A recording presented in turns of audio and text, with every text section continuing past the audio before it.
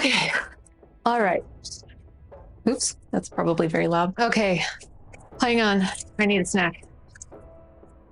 It's been a crazy day. Hi, Come, come on. This is Rosa. Say hi, Rosa. All right, get down. Get down. Get down. Thank you. Socks is here too to scratch up my chair. Thank you, Socks. Okay, close the door. Everybody out. Get out. Get out. Get out. Come on. Yeah. All right, let's talk. Put that down. I'll eat it later.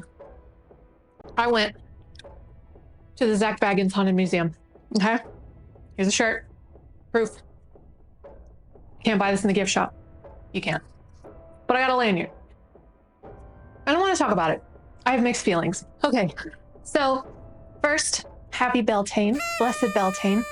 I celebrated in an unconventional way this year, I think, and I went to Zak Bagans Haunted Mansion Museum. And yeah, okay. So first, I made the decision to go, and I decided to go only wearing my pendant, my pentacle. And the reason for that is because I was like, I want to sense something. If something's out there, I want to sense it. So I got my little bit of protection, my witchy charm that I always wear, but I'm not going to wear anything else. I was going to wear a tourmaline charm. I was like, you know what?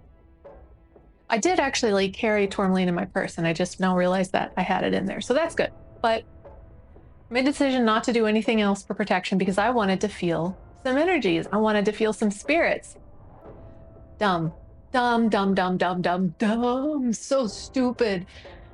I won't do that again. I think it is important to show up with the proper protection on you.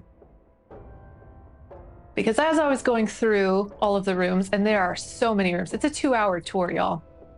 I lost count of how many rooms we went through, and you don't stand still for very long either. It's a lot of stuff. I went through the RIP VIP experience, which is I hadn't done in the whole time we've lived in Las Vegas because it's pretty expensive. It's everything in Vegas is expensive. It's pretty expensive, but I would say if you're gonna go, I would splurge on the RIP tour because we had a couple of people in our group that didn't do the RIP, and they were told to stand aside for several rooms. Really, there was a lot of things they couldn't experience that they only let the RIP people take a look at and walk through. And I do think they missed out. There were several things that I thought were very cool. All of the exhibits were well put together, very nice. There were some rooms I didn't feel anything at all.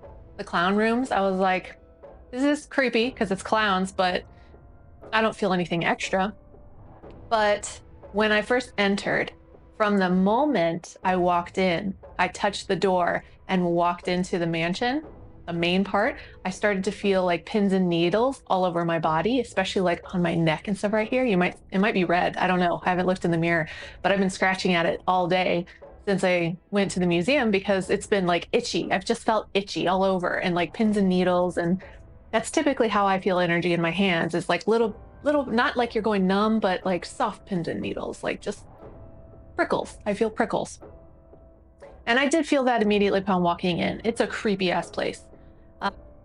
There are some rooms I think are just kind of embellished because it's an experience and people pay for the experience, and you go in and you're like, yeah, okay. And then there's other stuff that I saw that I was like, this is disgusting. This is fucked up. I'm honestly speechless because there's some stuff in there that I'm like, it could be haunted. That's the whole point. Zak Bagans bought all this stuff and put it together because it's potentially haunted. But I wish I had thought about this before I went. Is what makes things haunted is trauma, right? Horrible things that happen are things that tend to be haunted items, right? Haunted houses. Bad things happened. And I wish I'd thought about that before I went because it just didn't occur to me. I love haunted houses and jump scares and things like that. Nobody else in my family does, so I tend to go to them alone. So I was expecting some kind of a traditional haunted house, pretty dressed up, some cool things, whatever. No, this is basically a museum of not even of the macabre, but of just horrible things that happened. Um, things like, and I'm naturally skeptical too. I was an atheist for 10 years after I, you know, left the church. And so it's actually been kind of difficult for me to get into, like, working with deities has been really difficult, belief in spirits and all kinds of things. Like, I got a definite block in terms of like feeling other presences and things like that. I can feel energy, but that even took me a little bit to kind of work on and open myself up to, because I'm just naturally skeptical. I've always got that atheist in the back of my head saying like, is it though? Is it though? Probably an explanation. You're probably fine. And for the most part, I think that's absolutely accurate. 9 times out of 10, it's a mundane thing, it's psychology, it's environmental, there's nothing supernatural going on. But there's always those unexplainable things. And there's also the fact that I want to remain open. I want to believe, right? I have a want to, oh, hello, scam likely. I have a want to, experience phenomena and supernatural phenomena. I've been watching way too much Dennet Slava makeup tutorials, and she's starting to rub off on me. She is so adorable, by the way. Anyway, tangent. Moving back. Refocus. Am I even on? I am on. Okay. All right, I wasn't sure. I don't see the red light. I don't know where the red light is. But whatever. It's recording, it says. And so, okay. Things are haunted because of trauma, because of bad things. And so a lot of the rooms are basically recreations of sites where terrible things happened. Like, I'm talking triggering things. And they make you sign a waiver before you go in. They show you videos of people who have had reactions to being in certain rooms. A lot of people have passed out. Some people have had to be carried out and taken to the doctor. And they tell you stories about all these kinds of things, and they show you videos of it. And, of course, atheist in the back of my head, oh, they're faking it. Oh, people were paid to do that. They were plants. Like, okay, maybe, but maybe not. Because as I was walking through some of those rooms, like, I 100% felt lightheaded, felt foggy, felt those prickles on my body intensify in certain areas. And then going into the basement, granted, it's dark. They've got that annoying spirit box thing going, not really saying anything that I can understand, but and it's dark and it's loud and it's a cramped space with lots of people. I felt legitimately scared in there. And I didn't expect that. As we're going through all the rooms, of course, I'm like, I want to have a good time, but I don't want to be disrespectful. So I'm like, haunches in the back. I'm like, don't smile, don't smirk, don't laugh. Just enjoy the experience. As I'm going through each room, I'm getting more and more creeped out as we go through each room until I got actually scared. Until we got to one room, which I thought was surprising. When we got to the Scarface room, I actually felt relief. We walked in, and for the first time since we'd gone through all the other rooms before, which maybe we'd been walking for an hour by now, I don't know. It was a long time. I walked in and it was like, oh, I felt like I could breathe. It wasn't that pressury, suffocating feeling that I'd had really since we walked into the front door.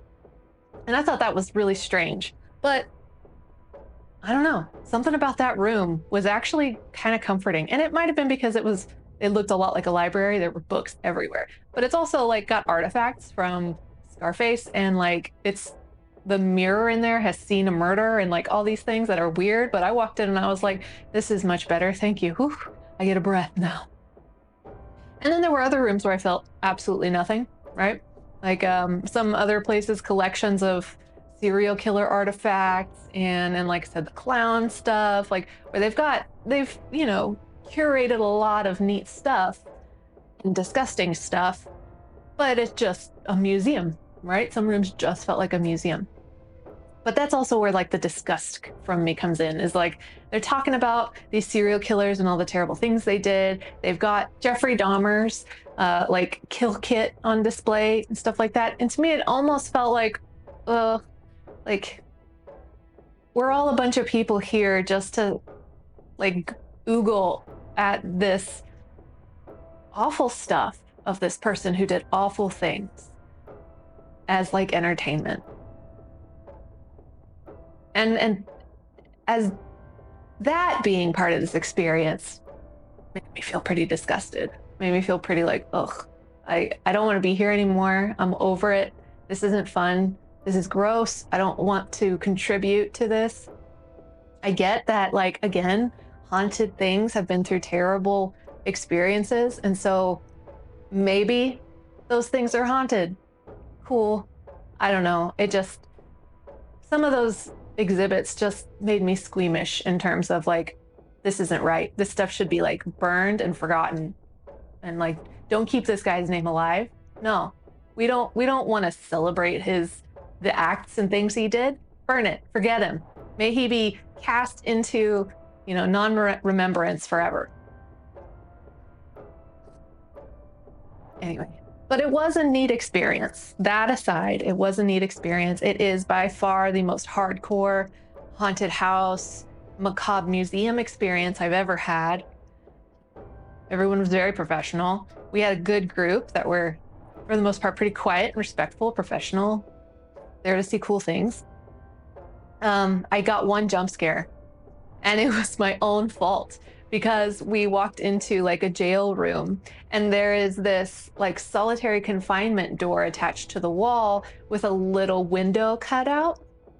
And when I walked in the room first, there was nothing in that window. I swear to God, there was nothing in that window. It was just darkness. And then everyone circled around the room and made their way to look at everything, taking their turns. And when I got back to that window, because there's a freaking face there. It was clearly a mannequin, right? Clearly like a done up, bloody eyeballs, whatever face there. But I swear it was not there before. So like, they're being tricksy, or I just don't have good situational awareness, which is likely. Yeah. There was one room where they had the most haunted artifact in the world, the claim, and it's this Jewish box that the story goes is a Holocaust victim who survived Polish occupation, sealed in like the worst evil in like a series of 10 boxes, I think. And this was box number 1. This supposedly had the heart of evil in it. And we went in there and it was circled. There was like sage around it, salt around it. They had built up extra walls with Hebrew prayers in the glass surrounding it. They had all kinds of extra protection artifacts on the walls. They even had a table for offerings, which I wasn't sure what the offerings were for. I put something on the offering table as like extra protection. Please, someone keep me safe so nothing attaches itself to me and comes home with me.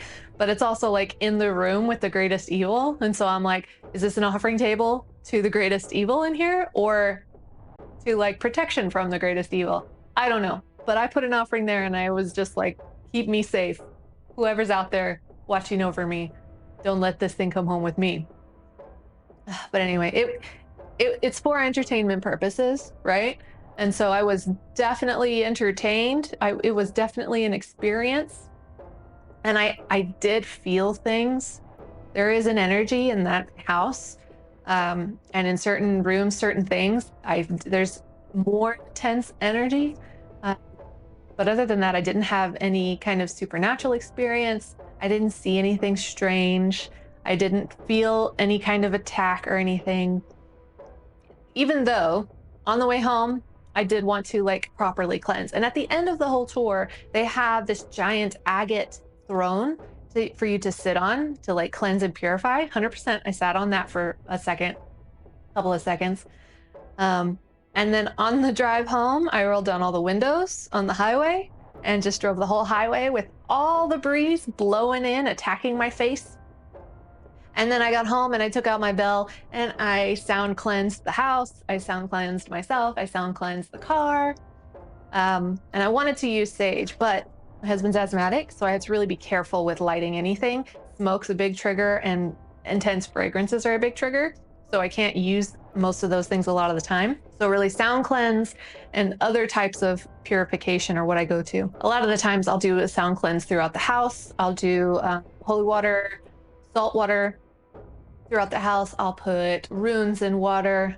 all over the windows and the doors. I'll do some kind of dragon's blood salt mix throughout the exterior of the house, making sure to stay on the concrete and not get it in the dirt. Other things like that that just have no fragrance attached to them so that I don't, kill my husband. But yeah, that was the experience. A lot of mixed feelings about it. It is neat if you want to see something like that, which has a lot of artifacts from serial killers, people who've done really terrible things.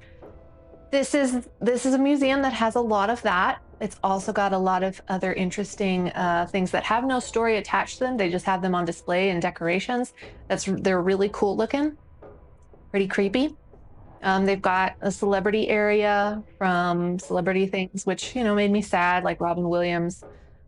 Painted jacket was in there from, oh, what is that movie? I can't remember. It's one of my favorite movies that he's been in, though. Not a funny movie, but a good one. And then it's got Paul Walker sunglasses, and it's got a few different things. All very cool. Lots of interesting stories, haunted, ghosty things. Very neat, very interesting. Disgusting stuff. Leather skins. Teeth. Triggering pictures. Pots that used to have blood in them.